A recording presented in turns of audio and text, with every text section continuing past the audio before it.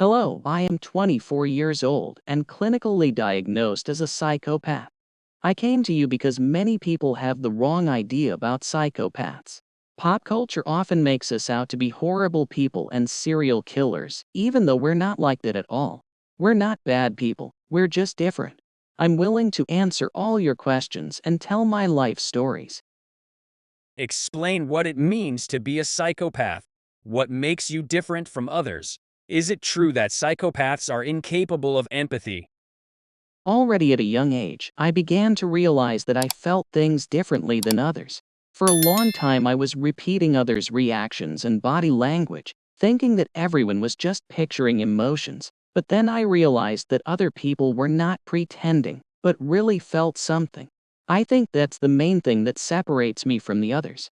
I'm so used to playing these emotions that I'm on autopilot doing what's appropriate for a particular situation, but I feel almost nothing inside. Sometimes nothing at all. But there are isolated instances when I feel strong emotions. For example, I genuinely hate it when children or animals are hurt. So this whole story about psychopaths not experiencing empathy is nonsense, at least in my case. That said, when people close to me die, I don't feel anything. And in situations where another would be ashamed or would feel guilty, I feel nothing either. I am capable of turning empathy on and off. If I want to, I can imagine how the other person would feel in my shoes. I'm a great liar. It's easy for me to find a girl for the short term, but hard to be in a long-term relationship. I've been with 7 girls in the last year and a half, and they all professed their love for me, but I was bored with them. By the way, perpetual boredom is also one of the main signs. I'm a great liar. It's easy for me to find a girl for the short term, but hard to be in a long-term relationship. I've been with 7 girls in the last year and a half, and they all professed their love for me, but I was bored with them. By the way, perpetual boredom is also one of the main signs. How do you feel about your parents? Do you love your mother, father, brothers, sisters? I care about them, they are important to me. But I can't say that I love them the way everyone loves their parents. Do you think when they die it will upset you in any way? Will you cry? Or do you only care about them because it's the social thing to do? I guess I'll be sad. They created me and always took care of me.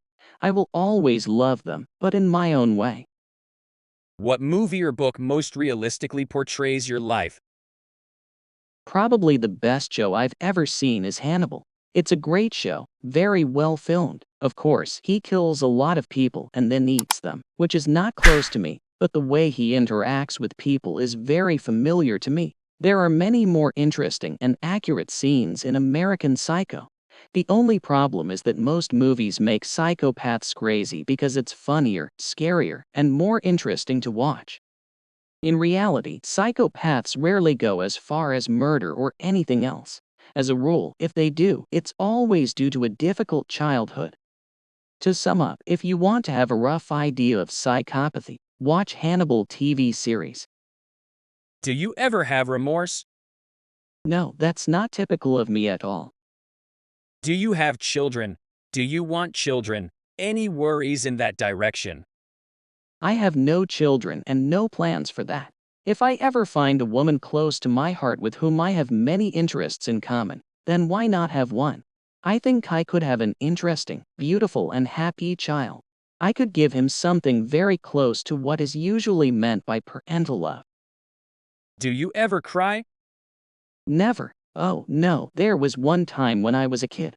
We were at a funeral, and I cried because everybody was crying. Since you have little or no emotion, would you say you are apathetic? Do you easily become depressed because of apathy? Also, do you think things like self-esteem, happiness, peace of mind, and contentment are just part of the dopamine and serotonin system or not? All my teenage years I was in a state of apathy and depression, which caused me to use substances. By the way, mushrooms helped me a lot to overcome this condition. Now I'm doing everything I can not to go back to it. I obsessively explore the world, write music, and consume as much entertainment as I can. Plus, I take sedatives and antipsychotics when I have to. As long as my brain is engrossed in something, I'm fine. As for your last question, I think it's all very related. I can't imagine how you can separate subjective experience from what's objectively going on in your brain. Again, my experiments with substances are clear evidence of that.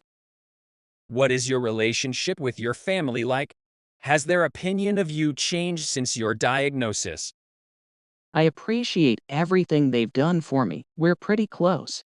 I have an older brother. We get along with him too. After the diagnosis, nothing has changed because in their eyes I have always been an obedient child. Yes, sometimes we had disagreements, but that's the way it is. I act so normal with them that we haven't talked about my condition in years. Maybe they've forgotten about it by now, or they pretend they have. Well, I don't give them any reason to bring it up. It's important to me to keep a good relationship with them. What can be expected of you when you're angry? My mind is always above my emotions, so I am rarely really angry. In moments of real anger, I only think about what would be best for me to do in the situation. As a rule, succumbing to anger is never profitable. How does your condition affect your relationships with people? Is it easy for you to make friends? What is friendship to you? Do you manipulate people?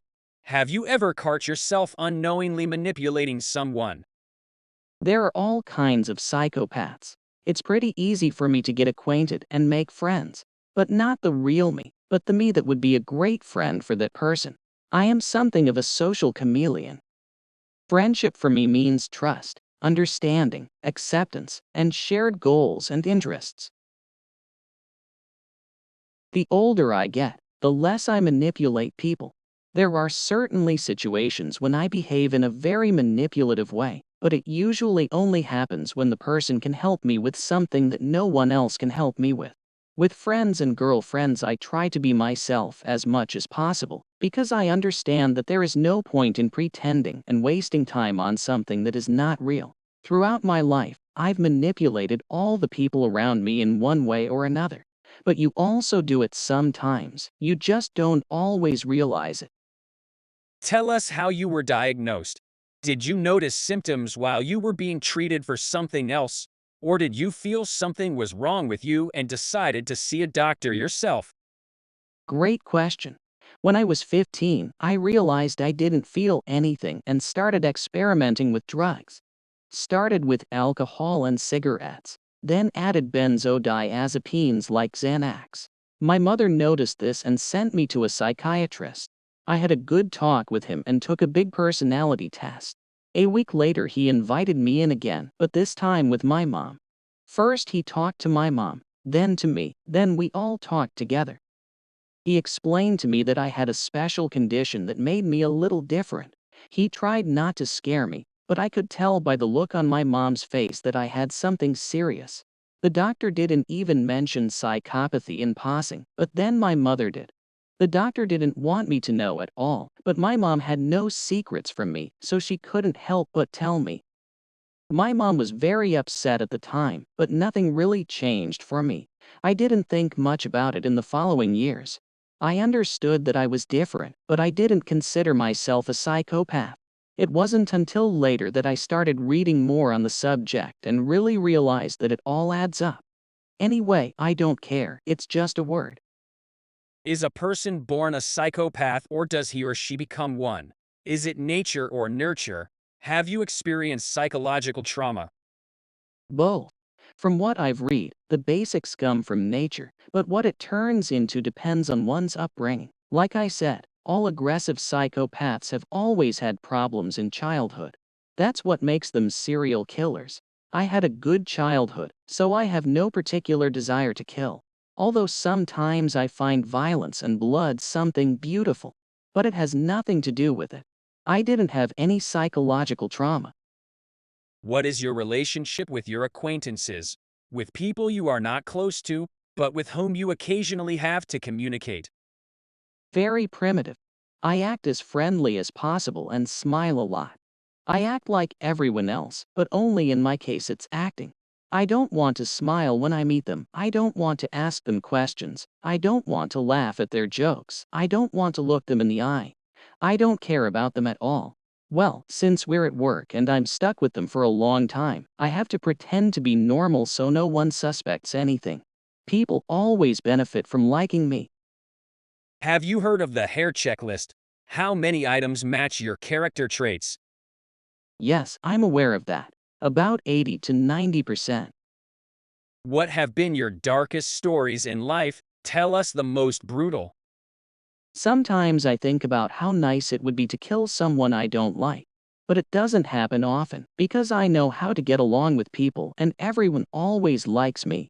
I won't hide it. I'm also interested in watching people die. You may be surprised, but there are a lot of videos of deaths on the internet, and sometimes quite violent ones at that. I find it interesting to watch the moments when a life is interrupted.